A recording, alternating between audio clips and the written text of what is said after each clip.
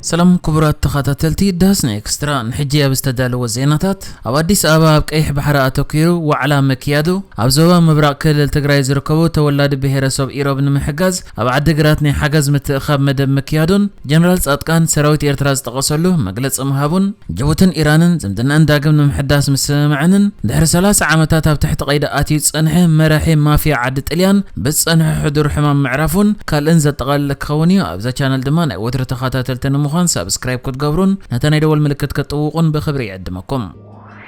ኣብ ኢትዮጵያ ከተማ አዲስ አበባ ኣብ ጉዳይ ቀይሕ ባሕርን ጸጥታን በዝምልከት ኣብ ዝተኻየደ ዋዕላ መንግስቲ ኢትዮጵያ ንሕቶ ወደብ በዲፕሎማሲያዊ መንገዲ ከቅርቦ ምሕጽንታ ከም ዝቀረበሉ ናይ ኢትዮጵያ ጋዜጣ ዘ ሪፖርተር ሓቢራ። እቲ ብኢንስቲትዩት ሚኒስትሪ ወጻኢ ጉዳያትን ኮሌጅ ሚኒስትሪ ምክልኻልን ተወዲቡ ብ24 መስከረም ዝተኻየደ ኣብ ጉዳይ ቀይሕ ባሕርን ዋንነት ወደብን ኣተኪሩ ዝተጋበአ ዋዕላ ኣፍ ደገ ባሕሪ ንዘይብላ ኢትዮጵያ ማዕረትን ካልኦት ንቀይሕ ባሕሪ ዝጓየሉ ዘለዋ ሓያላት ሃገራት ሓያል እትኾነሉ ሓደ መንገዲ ኣብቲ ክልማይ ዝህልዋ ጽልዋ መዛዓብ ጥራይ ምዃኑ ይመኺሩ። ምክትል ዋና ዳይሬክተር ኢንስቲትዩት ሚኒስትሪ ጉዳያት ወጻኢ ኢትዮጵያ መሳፍንት ተፈራ ኣብቲ ዋዕላ ኣብ ዝሃቦ መግለጺ ኢትዮጵያ ካብ ፖለቲካ ቀይሕ ባሕሪ ገሊልካ ምቕጻል ስለዘይከኣል ኣብዚ ጉዳይ ዝግድኣ ክትጻወት ኣለዋ ክብል ተዛሪቦ። መንግስቲ ኢትዮጵያ ከምዚ ዝኣመሰለ ዋዕላ ከካይድ ወግዓዊ ፍቃድ ምሃቡ መስዋንነት ወደብ ብዝተሓዝ ኣብቲ ዞባ ሓድሽ ወጥሪ ከስፍን ከም ዝኽእል ተንተንቲ የመቱ። ኣብ ዝሓለፈ ቀረባ እዋን ቀዳማይ ሚኒስትር ኢትዮጵያ አብይ አሕመድ መዝተፈላለዩ ኣውፈርትን ኣካየት ሚዲያታትን ኣብ ዘካየደ ኣኼባ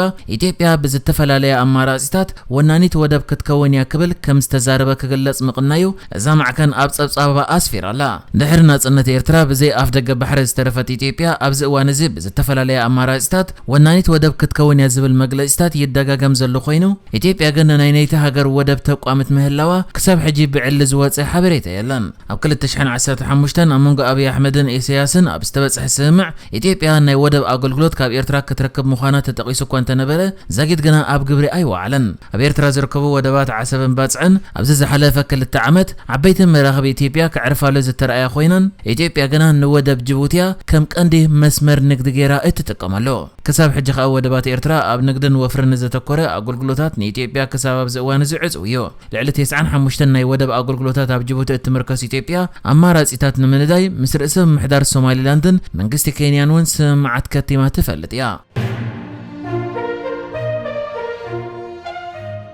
ምስ ኤርትራ ኣብ ዘዳውብ ዞባ ምብራቕ ክልል ትግራይ ዝርከቡ ተወላዲ ብሔረሰብ ኢሮብ ኣብቲ ከባቢ ዘሎ ድርቂ ስእነት ሰላምን ርሕቐት ካብ ማእከላይ ምምሕዳርን ተደማሚሩ ንህልውናኦም ኣብ ሓደጋ ኣውዲቕዎ ከም ዘለዎ ገሊፆም ነቲ ብባህርያውን ሰብ ስራሕ ሓደጋታትን ዝተሃስየ ከባቢ ንምሕጋዝ ኣብ ከተማ ዓዲግራት ማሕበር ልምዓት ኢሮብ ዘዳለዎ እቶት ናይ ምትእኻብ መድረኽ ዝተኻየደ ኮይኑ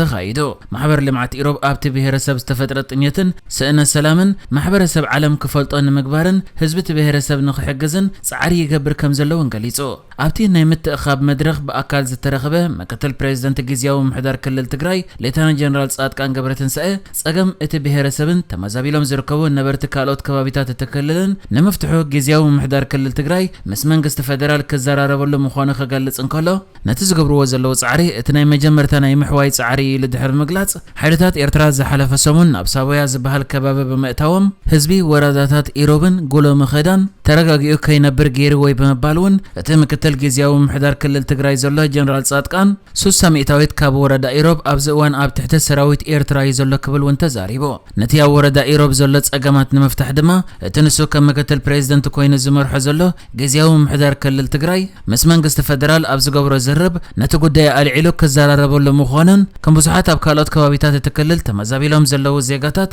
ናብ መንበሪ ቤቶም ዝመለሱሉ መንገዲ ንምንዳይ ክጽዕሩ ምዃኖም እዩ ተዛሪቦ። ኣብ አዲስ አበባ ንግድ ብሕዳስ ኣመልኪቱ ኣብ መንጎ ኢትዮጵያ ግብፅን ሱዳንን ክካየድ ዝቕንየ ስሉሳዊ ዘተ ብዘይፍረ ከም ዝተበተነ ግብፂ ገሊጻ። እቲ ኣብ ኣገባብ ኣመላልኣ ምፍሳስ ማይ ናይቲ ግድብን ኣመልኪቱ ቀዳምን ሰንበትን ዝተኻየደ ዘተ ውፅኢታዊ ከም ዘይነበረ ሚኒስተር ማይን መስኖን ግብፂ ኣፍሊጡ። እቲ ምኽንያት ኢትዮጵያ ቅድሚ ሕጂ ብሰለስቲአን ሃገራት ዝተበጽሐ ስምዓት ከተኽብሮ ብዘይምኽኣላ ዝሰዓበ ከም ዝኾነ ማዕከና ዜና ግብፂ ነቲ ሚኒስተር ጠቒሰና ቃሊሐን። ኣብ አዲስ አበባ ክካየድ ዝጸንሐ ስሉሳዊ ዘተ ከም ዝተዛዘመ زحبرت إثيوبيا بوجنا أما جو سلستين هاجرات زلف للي نمسباب زغل من لوات حسابات تخيد إلى أما خارن وانا تزاتين قد بحداسة أمباسادر سلش بقلة بتويتر أبزرقو حصحف إثيوبيا ناب حبراو فتحنا ممصاب بقونع منفس آبرتي عكت سريحة إلى صحيفو اتياب أديس أبان خلتها معتاد استخيادة الزرب مغصلتا نايتقد محادث ومن آب قبص استخيادة سلساو زتين يرو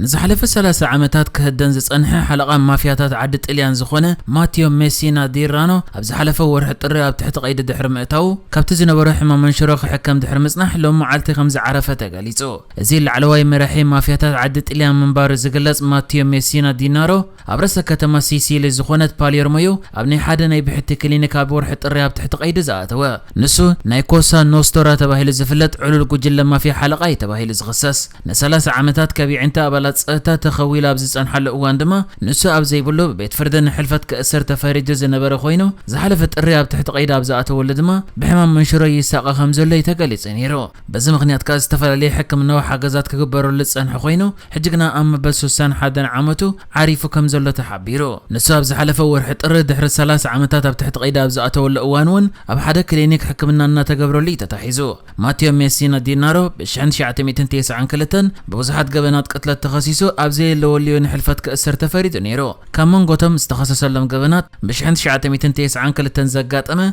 قتلت عقب تحقق صره مافيا زنبرو جيوفاني فالكونين باولو بورسيلينون يتقاس بتوسخي بشحن 983 اب كتماتات ميلان فلورنسن رومان استفصم متقعت بومبا چويا مسرت اين قتلتن 11 عامت قلعان كابتم زقربلو كستات يوم اتقداي زخونه هصان ودون حدا كاب جوجل مافيا وصيو مسكر زخونه ولقسب نيرو ماتيو ميسينا نقجل كوسا نوستورا تتقيمو زي حقاو ገንዘብ حقاو بمقبارن مسغار عصفارسن حويسو بركت زبلو جبنات بممرح كفصمو غيري تباهيلي زمان دينارو كاب 993 جميرو كاب بوليس تحابي اكوان تصنح اب زي فلط بوتا خوينو ممرح بمهاب كسابتا اب زحلفه ورح طراب تحت قيد زاتولا نسعبتو كمرح كم تصنح يغلاص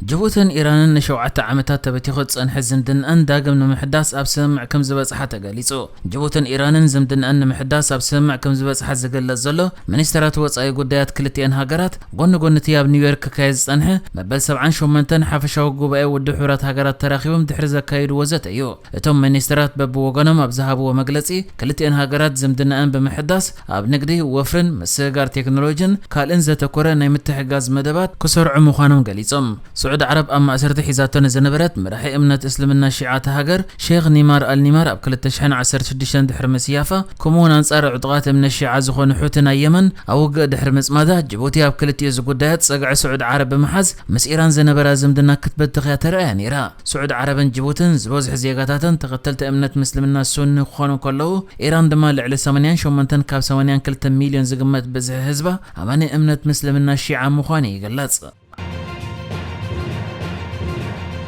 نحجز تدالو الزيناتات ازينيرو بكالك سب نرغب سلام نعخم